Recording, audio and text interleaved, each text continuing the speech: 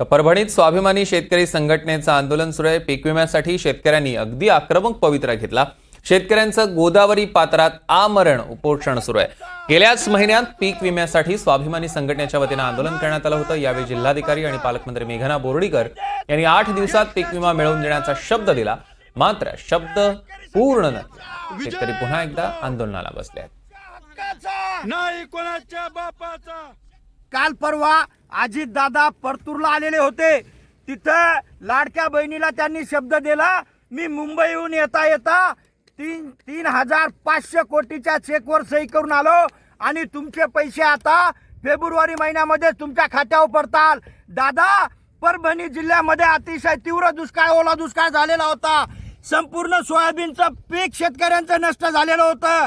अशा परिस्थितीमध्ये जिल्ह्यामध्ये पीक विमा यायला पाहिजे होता, परंतु ते आलेला नाही। तुम्ही लाडक्या बहिणीला पैसे द्यायलात, पण जिल्ह्यामध्ये शेतकऱ्यांना पैसे द्यायला तयार नाहीत। 1 जानेवारी 2025 पासून ते आजपर्यंत जिल्ह्यामध्ये जवळपास 18 शेतकऱ्यांना आत्महत्या केलेल्या आहेत।